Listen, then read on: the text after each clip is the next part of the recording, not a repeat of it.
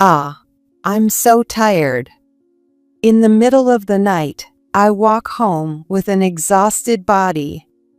I stayed at work very late because of job responsibilities. Feeling sorry for getting home late to my husband Keith and my father-in-law George, I start jogging toward the house. Suddenly, I stop in front of my house.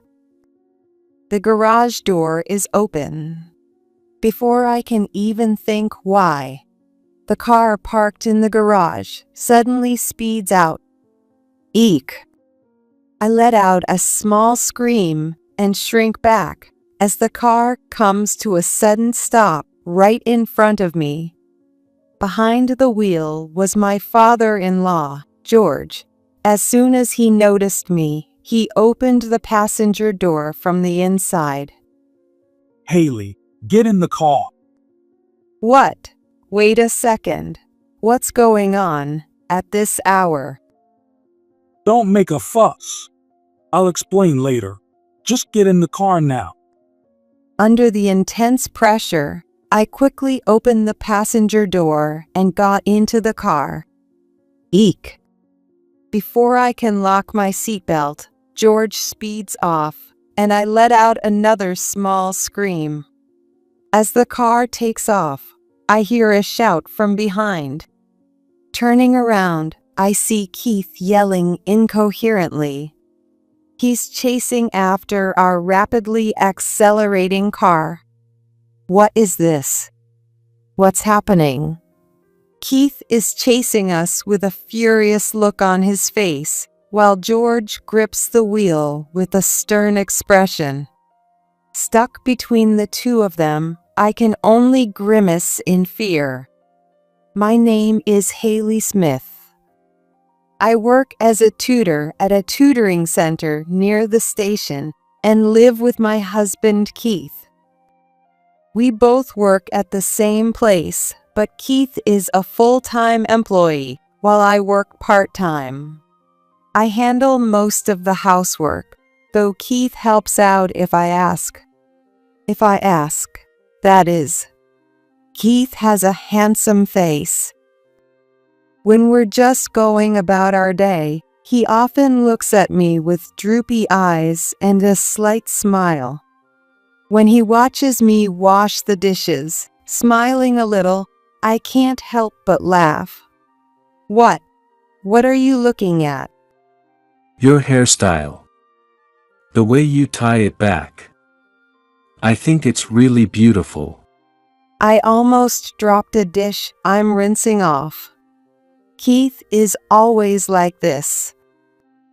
He compliments me on things I don't even think about, little details I overlook. Even though it's obviously just flattery, it still makes me happy. He's kind. Maybe too kind. Since we work together at the same tutoring center, Keith is technically my boss.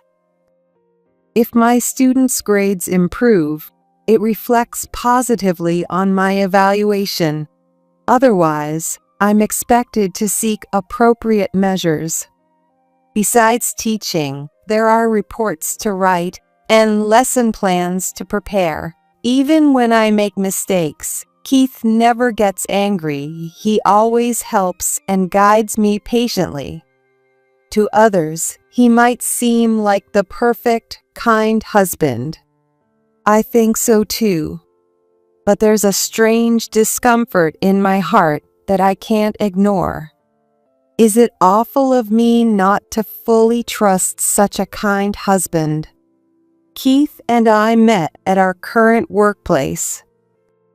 I don't remember feeling anything special when we first met.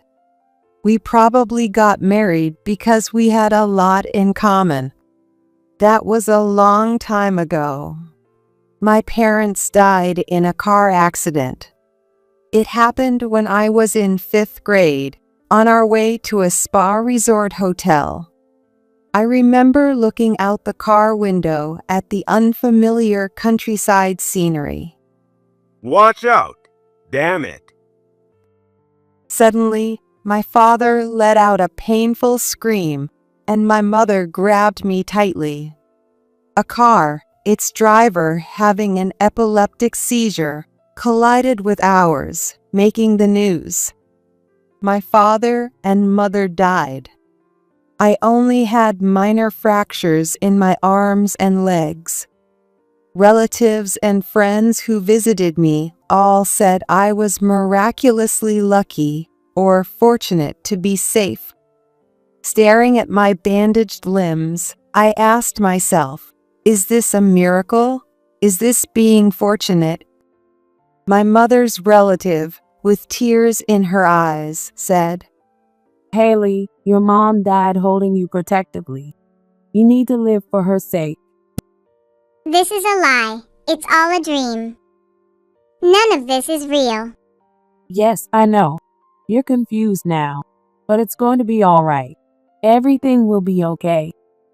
I pressed my bandaged hand against the hospital bed rail, feeling the pain to confirm it was real. It wasn't fake. It was genuine pain. I couldn't stop crying. The fact that my parents were gone, and the fact that I was still alive made me sad. Despite this, my kind relatives supported me as I grew up. I think I received a lot of love.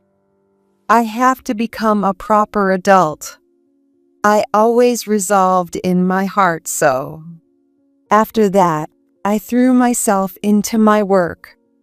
I met Keith at the same workplace, and gradually, his dedication to work caught my eye. His way of interacting with students, his serious and sincere attitude. He was kind to everyone and had good looks, so I thought he was out of my league and not a potential romantic partner. Keith asked me out on our first date. Then the second and the third dates were also initiated by him.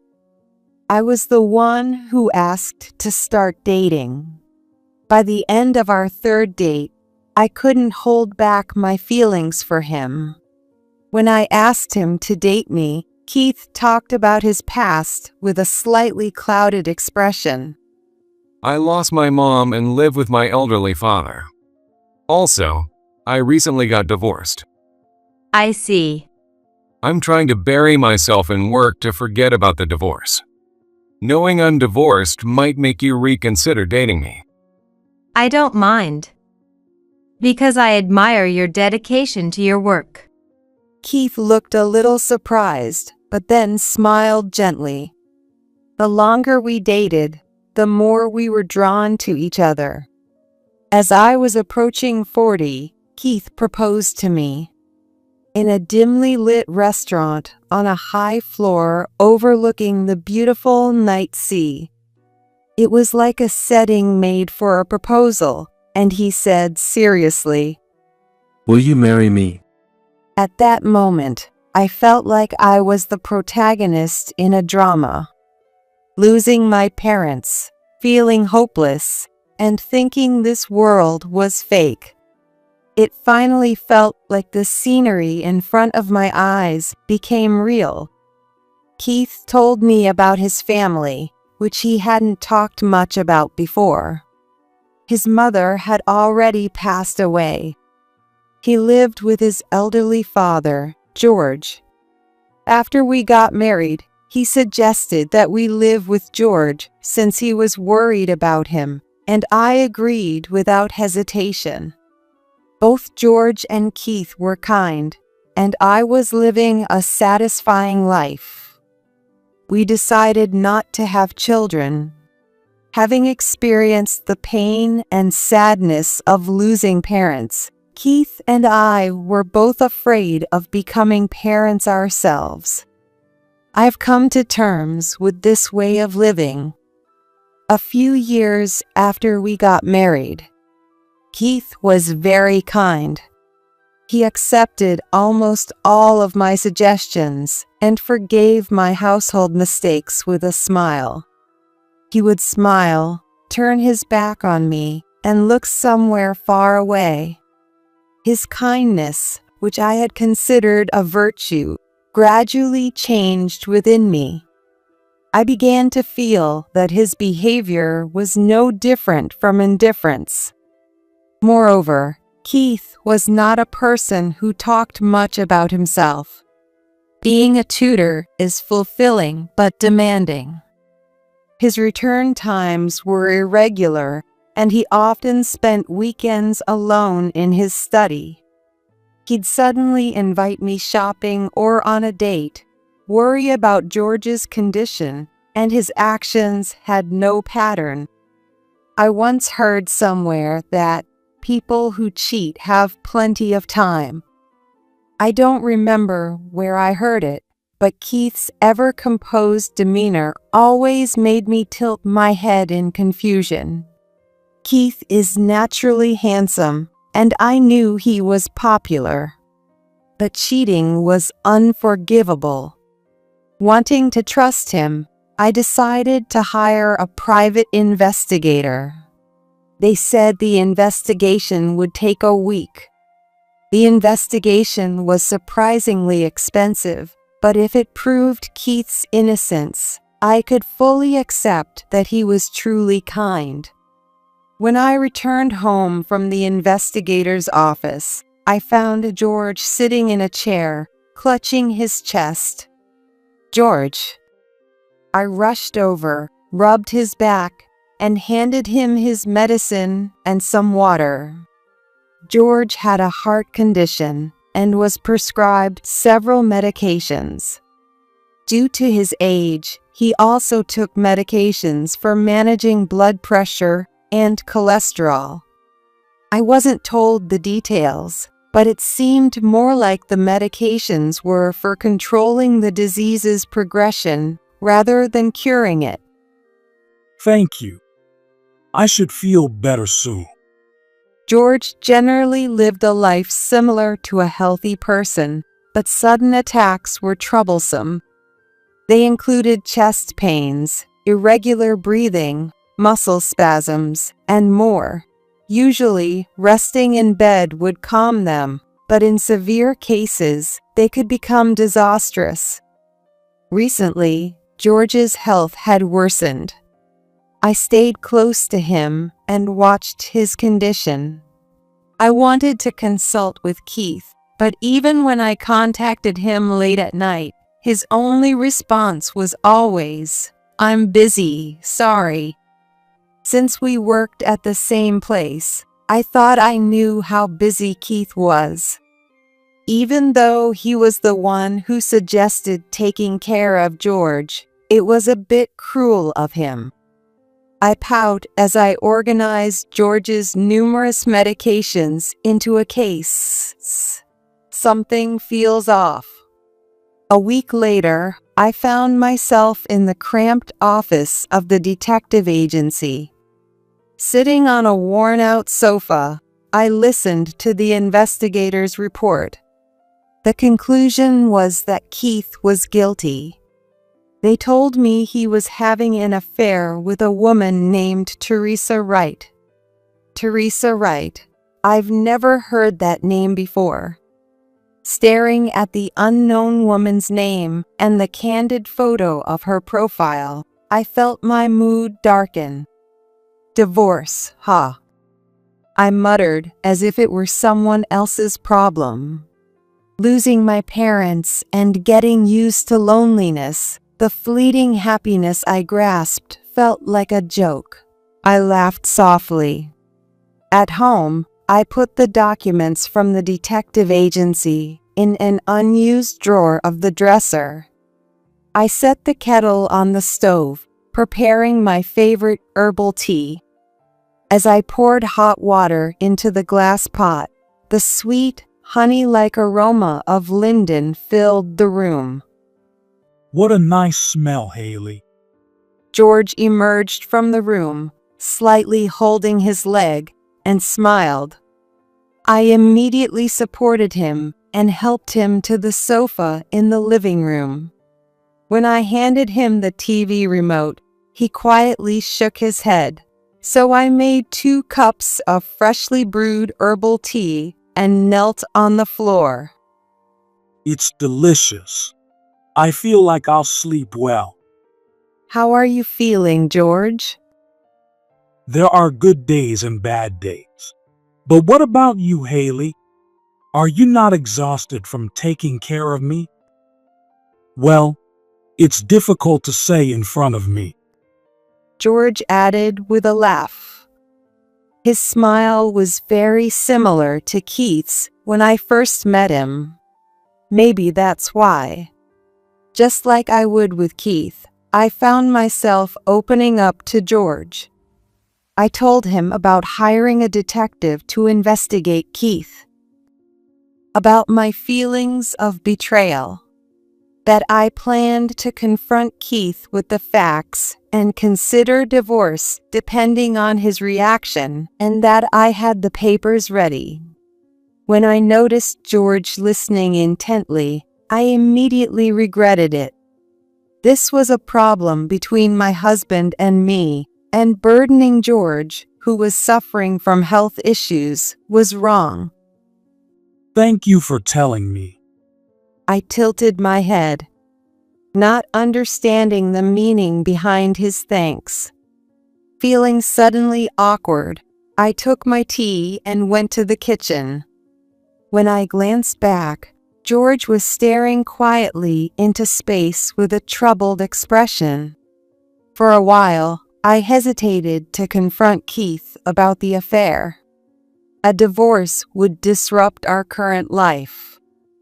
I was afraid of the sudden change in life, just like the one caused by the car accident. I know from experience that I hate change. I'm convinced that having today be the same as yesterday and tomorrow be the same as today is happiness.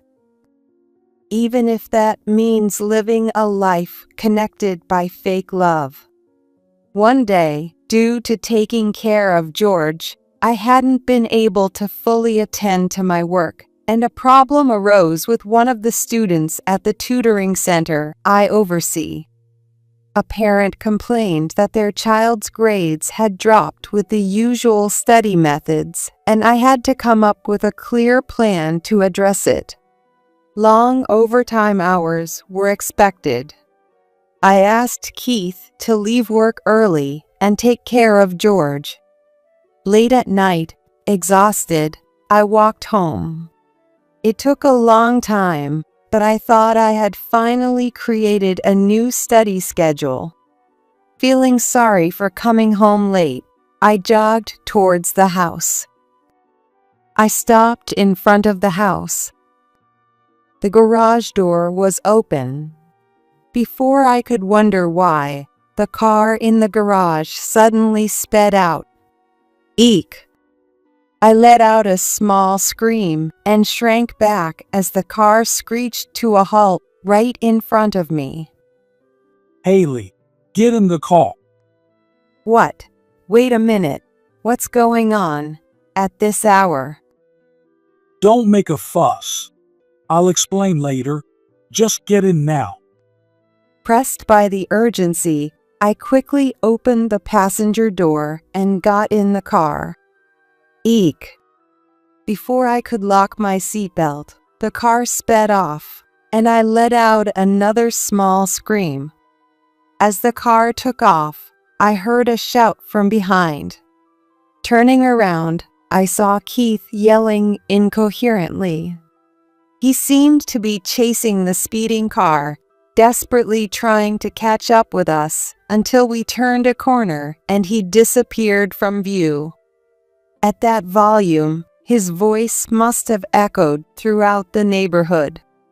I sank deeply into the seat and sighed.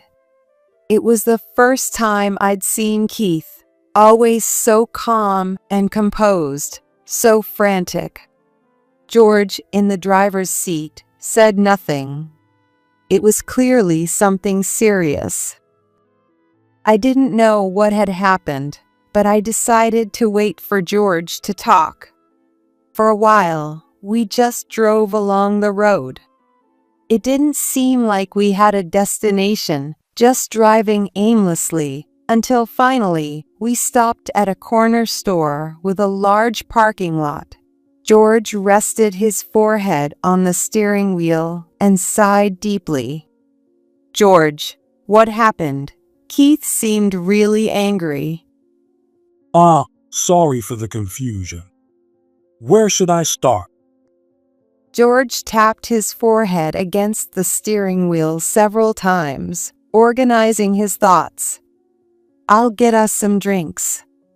I took the hint and bought some drinks from the corner store, handing one to George. Thank you, Haley. This is going to be a long story. Will you listen?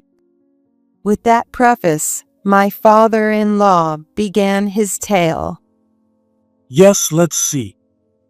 I should start by talking about my wife, Keith's mother, Angela. I was surprised to learn that the late mother-in-law was involved in this commotion, and I tilted my head.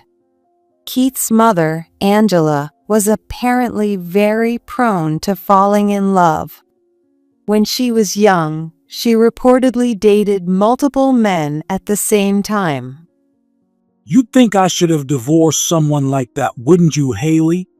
But we had a young Keith at the time. I couldn't bring myself to make that decision. I could understand a little why I couldn't immediately demand a divorce after discovering Keith's affair. It was the fear of losing family. Marriage isn't just a bond with your partner. I might lose the friends of George who had been so kind to me, and George himself. Thinking about that, I couldn't move forward. Angela wasn't an irresponsible woman, though. That might have been her only virtue. George explained that Angela devoted time to all the men she was seeing, facing them sincerely. She didn't dump household chores or childcare on George. Together, they fulfilled their responsibilities as parents and spouses, and she used her free time, which other women might spend on hobbies, to be with other men. She also never revealed this fact to Keith, considering his development. George looked at the brightly lit corner store with a slight smile. Angela used to say it was an honest and upright multiple relationship. It was almost a catchphrase of hers. George accepted Angela's lifestyle. He had no choice. It wasn't pleasant, but he realized that pretending not to see anything had almost no impact. But the family time came to a very quick end.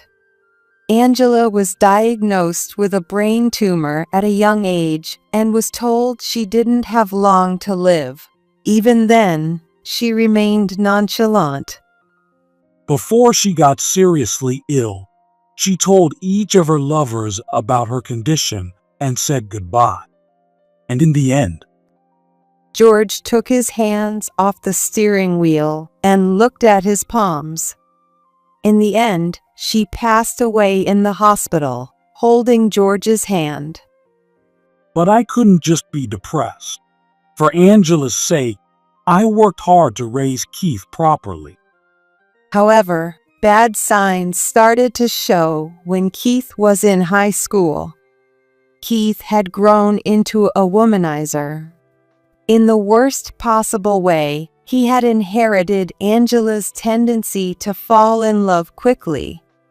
He would charm women with his gentlemanly behavior and discard them irresponsibly when he got bored.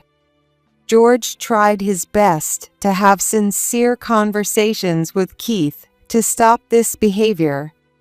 But Keith's bad habit never changed, and he ended up getting married. To me. At first, I was against the marriage. It was obvious, wasn't it? I could see that Haley would end up unhappy. But Keith insisted. As a condition of marriage, Keith proposed that we live together. It was a very appealing offer for George, who was physically disabled. But most of George's care was left to me. On the surface, Keith was kind, but behind the scenes, he was constantly playing around. Despite being busy with work, he still found time to have affairs. It was almost like a sickness. I'd quit fooling around and prioritize married life. At first, Keith apparently said so. George thought he'd wait and see for a while, but in reality, Keith was secretly having a great time. People's true nature doesn't change that easily. Haley, you shared the detective's findings with me, didn't you? I appreciated that. I thought it was time to give him a real talking to. That's kind of a strange thing to say. What? Oh yes. Keith is twisted. I need to face my son properly. I looked down a bit. It wasn't just Keith who seemed strange. Angela and even George seemed odd to me. Angela proudly having affairs. George, who allowed it with a peculiar kind of love. Honest and upright, multiple relationships. I felt a bit sorry for George, who spoke about it somewhat proudly. By the way, why did you suddenly take me outside? Keith seemed really angry. When you came home, Keith was happily talking to his mistress on the phone. I thought it would be too much for you to witness that. George, angry, had grabbed Keith's phone and smashed it on the floor. That's why Keith was chasing us. But wait, I already knew from the investigation that Keith was cheating. I don't really care about him talking to another woman on the phone now. Are you feeling a bit calmer now? Yes, I am. I see. Maybe George was angry for my sake, but also for himself. Anger towards the late Angela. He might be directing his unresolved anger at Keith. And he probably doesn't even realize it. Being betrayed by someone, justifying it, and now having no one left to hate. The engine started, and the car began to move. When we got home, we'd confront Keith about his affair. George and I agreed. We parked the car in the garage. Keith, silently drinking whiskey in the living room, glared at George and me with resentment. Without a word, I placed the detective's report on the table. A slightly drunk Keith rubbed his eyes and looked over the documents. Oh, this. Well, it's a former student. It's not an affair or anything. That's a lame excuse. There are photos and investigation results right there. It's true. She's been struggling with work, and she said she wanted a quiet place to talk, just the two of us. Keith made a feeble excuse. For once, he looked genuinely flustered, without his usual composure. I had loved Keith, who worked so hard and treated me with the kindest smile. Looking at him now, it was like watching his facade crumble away. My feelings for Keith rapidly cooled, and his desperate excuses, no matter how valid or not, began to mean nothing to me. Enough, Keith. Pay Haley the alimony and agree to the divorce. This is a matter between husband and wife. Stay out of it, Dad. I have every right to interfere. I'm your father. Keith was taken aback, then turned his gaze to me and quietly laughed. He must have realized from my cold eyes that I no longer had any love for him. To be honest, I didn't have a strong desire for a divorce. The procedures for a divorce are tedious, with a lot of paperwork and hassles. But if I didn't take a step forward now, I'd remain an unhappy woman forever, living a life pretending not to know about my husband's affair. George lived that way, so I don't completely reject it, but it still feels wrong. I can't claim to know what the ideal marriage looks like, but a relationship where one person feels sad or heartbroken doesn't seem right to me. Keith, let's get a divorce, right now. Wait, Haley. I get it. I'll change my ways. I won't cheat anymore. I'll only look at you. I'm not going to look at you anymore. With those final words, Keith fell silent, and the night quietly passed. A year later, Keith surprisingly agreed to the divorce rather easily.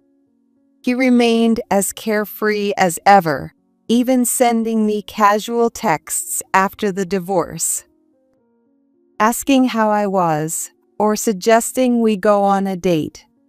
I can't tell if he's joking or serious, but I completely ignore him.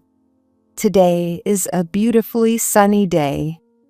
The rain is over, and the sky is clear. I looked at my reflection in the bathroom mirror, wearing a white dress that might be too youthful for my age. I'm still young. I'm still beautiful.